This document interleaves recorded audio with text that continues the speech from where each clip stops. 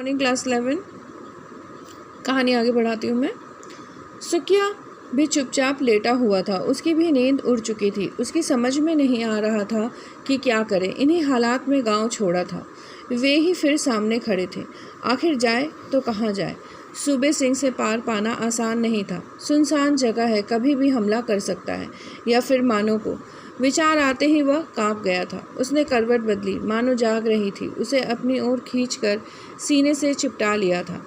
सुकिया जो है वो काफ़ी डर गया था अपनी पत्नी को लेकर के, और उसे पता था कि सूबे सिंह अच्छा आदमी नहीं है, वो कभी भी उसकी पत्नी को उठाकर ले जाएगा। तो मन में उसके डर हो गया था, और वो ये भी सोच रहा था कि कैसे कैसे हालात थे जब मैंने अपने गांव को छोड़ दिया था। अब मैं यहाँ से कहाँ जाऊँगा। ये स्थान भी काफ़ी सुनसान है, यहाँ पे कभी भी सूबे सिंह हमला कर सकता है। फिर उसने करवट बदली और अपनी पत्नी को अपनी तरफ खींच दिया। जसदेव ने भी पूरी रात जाग कर काटी थी। सूबे सिंह का गुस्सैल चेहरा बार बार सामने आकर दहशत पैदा कर रहा था। जिस जसदेव ने मदद की थी उस जसदेव ने भी रात भर जो है जाग कर ही काटी थी, क्योंकि उसे सूबे सिंह का गुस्सा का चेहरा बार बार उसे याद आ रहा था। उसे लगने लगा था कि जैसे वह अचानक किसी षड्यंत्र में फंस गया है। उसे ऐसा लगने लगा कि जैसे कोई षड्यंत्र हुआ हो और वह उसमें फंस गया, क्योंकि अब उसकी नौकरी जाने की बात हो सकती है। उसे यह अंदाज़ा नहीं था कि सूबे सिंह मारपीट करेगा। उसने सोचा भी नहीं था कि सूबे सिंह उसके साथ मारपीट करेगा। ऐसी कल्पना भी उसने नहीं की थी। वह डर गया था। उसने तय कर लिया था कि चाहे जो हो वह इस पचड़े में नहीं पड़ेगा। अब उसने मन ही मन में सोच लिया कि अब मानो और सुकिया के मामले में वो नहीं बोलेगा, ना ही तो इस पचड़े में पड़ेगा।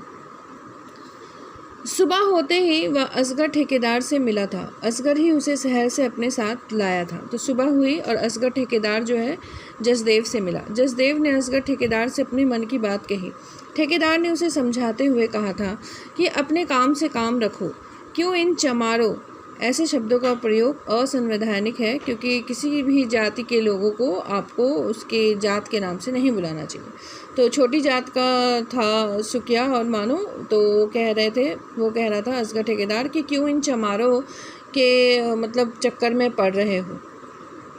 समाज के यथार्थ प्रतिबिंब के लिए लेखक कई बार ऐसे शब्दों का प्रयोग साहित्य में करते हैं, किंतु इसे व्यवहार में नहीं लाया जाना चाहिए। सिर्फ हमारे समाज में क्या होता है, सिर्फ इसकी जानकारी के लिए ये शब्द का प्रयोग किया गया है, अन्यथा ऐसे शब्दों का प्रयोग हमें नहीं करना है।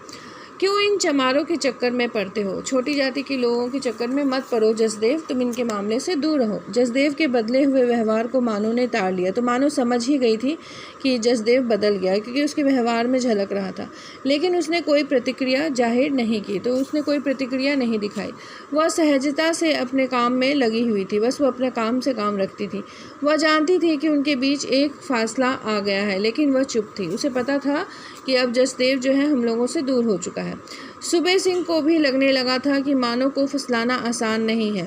उसकी तमाम कोशिश निरर्थक साबित हुई थी, और सूबे सिंह जो मानो के अब चक्कर में पड़ा हुआ था, तो उसे समझ में आ रहा था कि मानो को मैं आसानी से फुसला नहीं सकता, क्योंकि वो किसनी नहीं थी। इसलिए वो मानो और सुकिया को परेशान करने पर उतर आया। तो अब उसने सोच लिया कि मानो और सुकिया को परेशान करेगा। उसने असगर ठेकेदार से भी कह दिया था कि उससे पूछे बगैर उन्हें मजदूरी का भुगतान न करे, ना कोई रियायत ही बरते उनके साथ। तो अब पैसे भी देने के लिए असगर ठेकेदार को सूबे सिंह ने कह दिया था कि मुझसे पूछे बगैर उनको पैसे नहीं दोगे और उनके साथ कोई भी रियायत नहीं करोगे। मानो से कुछ छुपा नहीं था। सूबे सिंह की हरकतों पर उसकी नज़र थी। उसने अपने आप में निश्चय कर ही लिया था कि उसका मुकाबला करेगी। वो जानती थी कि सूबे सिंह उस पर नज़र रखे हुए हैं, लेकिन उसने मन बना लिया था कि वो उसकी किसी भी बात को नहीं मानेगी। ज़रूरत पड़ने पर उसका मुकाबला करेगी। उठते बैठते उसके मन में एक ही ख्याल आता था कि पक्की ईंटों का घर बनवाना है, लेकिन सूबे सिंह इस ख्याल में बाधक बन रहा है। तो उसके मन में एक ख्याल चलता था कि घर बनाना है। पर सूबे सिंह के इस ख्याल में बीच में आ जाने से वो काफ़ी चिंतित हो गई थी। सुबह शाम चिंता करती थी। सुकिया और मानो दिन रात काम में जुटे रहते थे, फिर भी हर महीने में वे ज़्यादा कुछ नहीं बचा पा रहे थे। पिछले दिनों उन्होंने दुगनी ईंटें पाथी थी। उनके उत्साह में कोई कमी नहीं थी। एक ही उद्देश्य था, पक्की ईंटों का घर बनाना है। इसलिए सूबे सिंह की ज्यादतियों को वो सहन कर रहे थे, लेकिन एक तरफ थी दोनों में जो उन्हें संभाले हुए थी। सूबे सिंह नित नए बहाने ढूंढ लेता था उन्हें तंग करने के। एक शीत युद्ध जारी था उनके बीच। सुकिया से ईंट पाथने का सांचा वापस ले लिया गया था। उसे भट्टे की मोरी का काम दे दिया था। मोरी का काम खतरनाक था। मानो डर गई थी, लेकिन सुकिया ने उसे हिम्मत बंधाई। काम से क्यों डरना। तो सूबे सिंह जो है हर वक्त उन्हें परेशान करने पे लगा रहता था। मानो और सुकिया महीने भर काम करके भी कुछ खास पैसा नहीं बचा पाए थे, क्योंकि सूबे सिंह ने कह दिया था कि हिसाब से उनको पैसे देने हैं, और वो हर समय उन पे नज़र रखे रहता था और उन्हें तंग करने का हर प्रयास करता था। अब जो सुकिया है वो ईंटें पाथने का काम करता था, तो उससे वो सांचा ले लिया गया जिसमें ईंटे की मट्टी डाली जाती है ना सांचे में। उसके बाद ईंट तैयार होती है सूखने के बाद, फिर उसको भट्टी में डाला जाता है।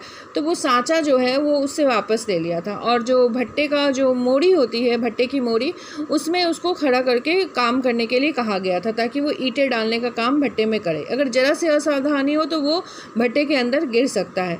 तो मानो काफ़ी डर गई थी, तो सुकिया ने उसे समझाया कि डरने की कोई ज़रूरत नहीं, काम तो काम है, काम से क्या डरना है, मुझे डर नहीं है। सुकिया का सांचा जसदेव को दे दिया गया था। सांचा मिलते ही जसदेव के रंग बदल गए थे। वो मानो पर हुक्म चलाने लगा था, मानो चुपचाप काम में लगी रहती थी। तो अब जसदेव जो उनका मित्र हुआ करता था, अब वो काफ़ी बदल चुका था। ईंटें बनाने का जो सांचा था, वो सांचा जसदेव को दे दिया गया था। अब जसदेव जो है अपने आप में बदलने लगा था। उसके व्यवहार, रंग, ढंग सब बदल गए थे। वो क्या करता था, मानो पर हुक्म चलाने का काम करता था। कल तड़के ईंट पाथनी है, ईंटें हटाकर जगह बना दे, जसदेव आदेश देकर अपनी झोपड़ी की ओर चला गया था।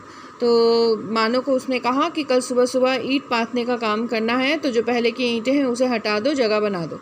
यह बोलकर वो अपनी झोपड़ी में चला गया। मानो ने पाथी ईंटों की दीवार की शक्ल में लगा दिया था। कच्ची ईंटों को सुखाने के लिए 2 आड़ी ईंटें रखकर जालीदार दीवार बना दी थी। ईंट पाथने की जगह खाली करके ही मानो लौटकर झोपड़ी में आई थी।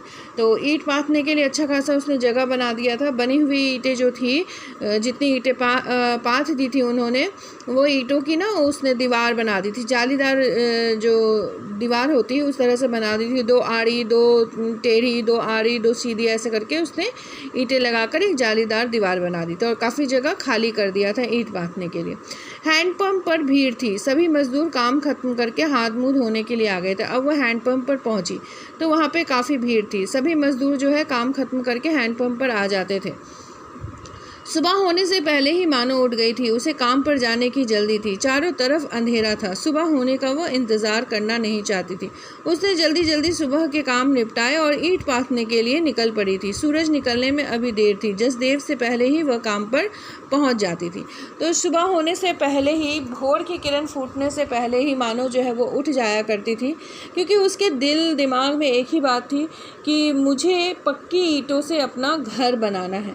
इसलिए वो ईंट पाथने का काम बड़ी सावधानी से और बड़ी मेहनत से किया करती थी। सुबह की पहली किरण फूटने से पहले मानो जो है उठ करके चली गई जहाँ पे उसने कल रात को ईंट की दीवार बनाकर रखी थी और काफ़ी स्थान साफ करके रखा था अगली ईंटों को पाथने के लिए।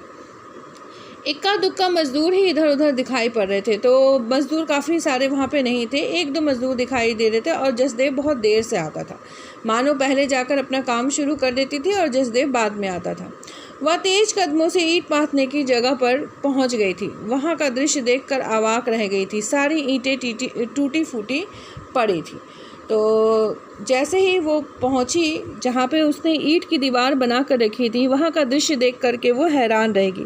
कल रात जिन ईंटों की दीवार उसने बनाई थी, आज देखा उसने सुबह सुबह कि वो सारी ईंटें टूट फूट कर पड़ी हुई थी। किसी ने उसे बड़ी बेरहमी से बिखेर दिया था और ईंटों को बड़ी बेरहमी से तोड़ दिया था। ये सारा दृश्य देख करके मानो बिल्कुल स्तब्ध और अवाक रह गई, क्योंकि वही सबसे पहले उठ करके आई। तो उसे मन में समझ में आ गया कि रात को जब वो ईंटें बनाकर चली गई तो उसके बाद वहाँ ज़रूर कोई ना कोई आया था जिसने ईंटों को तोड़ दिया। और इधर सभी मज़दूर जो थे वो हैंडपंप पे थे, तो मज़दूरों का तो ये काम नहीं था। उसे कहीं ना कहीं मन में आभास हो रहा था ये काम सूबे सिंह का है, क्योंकि सूबे सिंह उन्हें तंग करने का कोई भी मौका हाथ से जाने नहीं देना चाहता था। तो सूबे सिंह चाहता था कि या तो मानो सूबे सिंह की बात मान के उसके पास चली आए, अन्यथा वो उसे इतना परेशान करेगा कि मानो और सुकिया को उस भट्टे को छोड़ करके कहीं और काम करने के लिए जाना पड़े। यह बात सूबे सिंह ने मन में सोच ली थी और मानो और जो सुकिया है वो वहाँ से जाना नहीं चाहते थे, क्योंकि वो पैसे बचाने का काम कर रहे थे, अपने लिए ईंटों का घर बनाने के लिए मन में ये सोच कर रखा था। परंतु जब परेशानी इतनी ज़्यादा बढ़ गई, जब लोग इस तरह से जब सूबे सिंह इस तरह से परेशान करने लगा, तो अब उन्हें कुछ समझ नहीं आ रहा था कि वो क्या करेंगे। यहाँ पे जो दृश्य देखा मानो ने, वो वहाँ पे अवाक रह गई। अब इसके आगे की कहानी अगले वीडियो में, वो कहानी का अंत होगा अगला वीडियो। ठीक है, धन्यवाद।